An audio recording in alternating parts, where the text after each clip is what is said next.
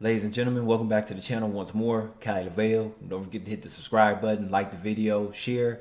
You know, I woke up 4 or 5 o'clock in the middle of the morning. They tell you not to check your phone when you do that because, you know, light screen, distraction from going back to sleep.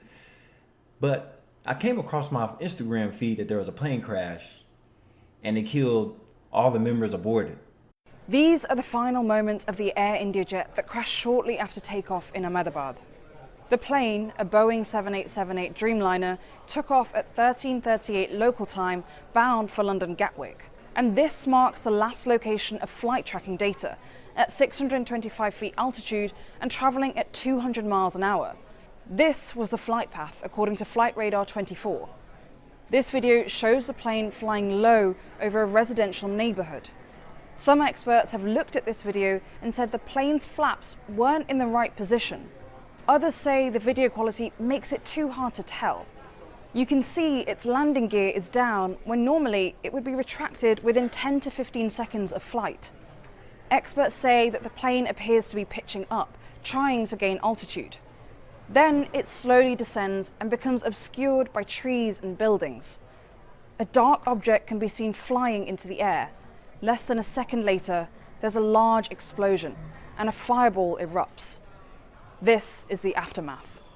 Some of the wreckage is just over 1.5 kilometers from the end of the runway, and the tail of the plane juts out from a building. Now people wait anxiously, hoping to find answers among the wreckage. But then I heard one person survived. So Air India is saying 241 people on board were killed on the Boeing.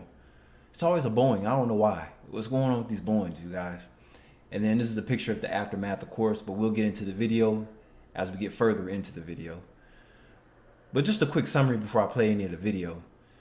A London-bound Air India plane carrying 242 people, which originally I said one person survived, so that's proof right there, unless it's a typo. One passenger, a British national, survived and is receiving treatment in the hospital. Wow. And the report said British survivor has no idea how he escaped, says relatives. All right, so this is the man who survived the crash. More now. Vishwash Kumar Ramesh has no idea how he escaped the plane, his relatives say. Speaking outside his family home in Leicester, Vishwa's brother, 27, we were just shocked as we hear it. Wow. He says Vishwana told him after the crash, I have no idea how I exited the plane. A relative called Jay Seshwar has spoken to his father asking about his brother AJ, who is believed to have also been on the plane. Vishwash Kumar got some injuries on his face. He was pretty much covered in blood. That's what his dad said. Jay adds, wow. I'm happy about one brother, but sad about the other. Well, yeah, of course. So yeah, he's a blessed man, but his psyche is probably messed up though. The only one on the plane that survived. Anyway, you guys, be careful. I know a lot of us young people like to travel, but this is what we have to deal with now, the unreliability of these Boeings, but the show must go on. How are your parents? Parents are pretty much the same since they've heard the news. How were you this morning, I think, or earlier today when you first heard what happened? Yeah, we were all in shock as soon as we heard what happened. Just utter shock, that's all. Speechless. And I think you might have spoken, or one of your relatives might have spoken to Vishwash earlier. Has he said anything about what happened to him? Oh, I'm not sure about that. I don't have no idea about that. What has Vishwash told you about what happened to him so far? Honestly, he himself has no idea, like how he survived, how he got out of the plane. Well, when he called us, he was just more worried about my other brother, like, just find Ajay, find Ajay. That's all he cares about at the moment. That's his concern, that's all he wants, is to find his brother. He doesn't care about himself. Well, you heard there the relief about Vishwash and the fact that he is currently in hospital, that he has survived that plane crash, but also the tremendous concern about the other brother, Ajay, who we understand was sat next to him. There is an enormous amount of support here for the family in Leicester. As you saw a moment ago there, the community has rallied around that family but that concern is very much there about what the fate is of their brother Ajay. Navtej, thank you. Well, the aviation industry is now facing major questions over safety and exactly how this could happen. Dr. Hassan Shahidi is the president and chief executive of the Flight Safety Foundation, a non-profit which advocates for aviation safety. Dr. Shahidi, thank you very much for joining us. And let me ask you first of all for your reaction to this air disaster. Yeah, well, our hearts go out to the families and loved ones of those that were lost in the flight, as well as those on the ground. This was a terrible accident, and miraculously, we have one person that has survived on the flight, and it is just terrible. It's heartbreaking to hear the stories, and also to the rescue teams that are on site trying to find other victims or those that are injured and get them to hospital. This is a very difficult crash site. And of course, the investigation will be a difficult one too. Absolutely, because it is unsafe for investigators to go into the crash site. Right now, there's fuel there that has to be taken care of. There is the building that's unstable. So a lot of work has to be done to make it possible for the investigators to actually enter there and begin their investigation. Dr. Shahidi, it's been good to talk to you. Thank you very much indeed for talking to us. And as Dr. Shahidi said there, the investigation will and potentially could take many weeks or even months after it begins. So how could this tragedy have happened? Let's speak now to Terry Tozer. He's a former pilot and the author of Why Planes Crash. Terry, thank you for your time. And let me ask you, first of all, of course, it's very, very early days, but what are your thoughts about this air crash disaster? Well, apart from the horror of it, the information has been kind of evolving, and my view of why it might have happened has done likewise. I wasn't sure when I saw the first images that the aircraft had takeoff flaps selected, but the video quality is not that good, and subsequently with a better sound quality, I saw the aircraft descending over the houses before it crashed, and I couldn't really hear much in the way of jet thrust. And so, you know, the two things you need for a successful takeoff are thrust and lift. Now, it could be either one or even both of those that were either missing or severely degraded. There are a number of possible scenarios, but obviously at the moment it is all pretty much conjecture from limited information. So what do you mean by the jet and the thrust? How can you tell that those haven't or hadn't been in use at that time? Was it purely from the sound level? Yeah, I mean, pretty much all of us know what a jet aeroplane sounds like when it's taking off. The one that we saw departing in the video, and I have to say again, they're not that great quality, but the takeoff roll started looking okay. It left the ground and appeared to climb away, and then it sank until it obviously crashed. Now, the mobile phone footage of it going overhead, it sounded almost like the engines were operating at less than optimal thrust.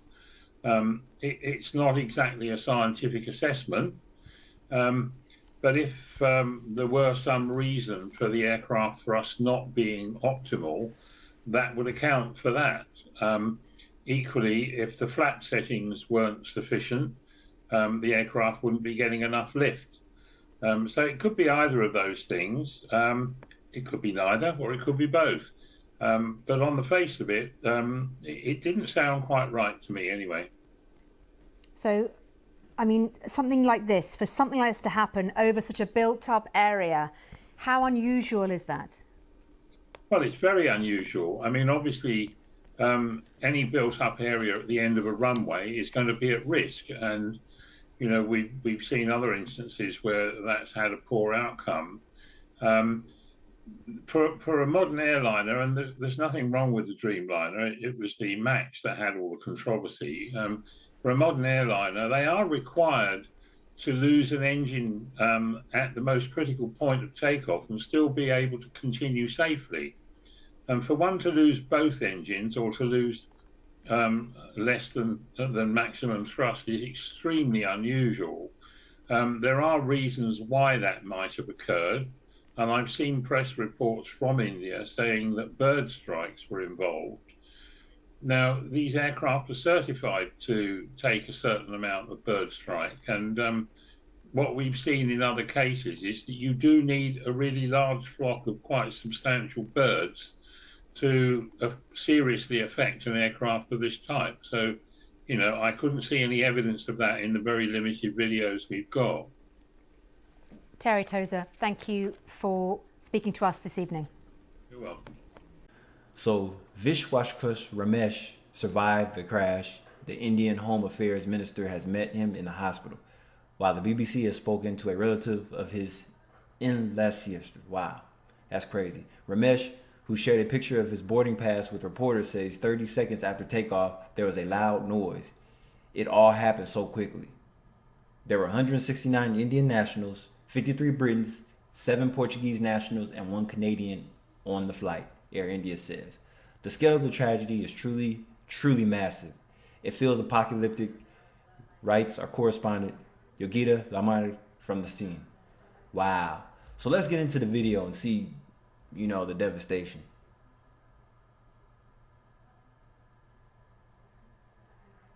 That just goes to show you right there. You never know when your last day on this earth is going to be.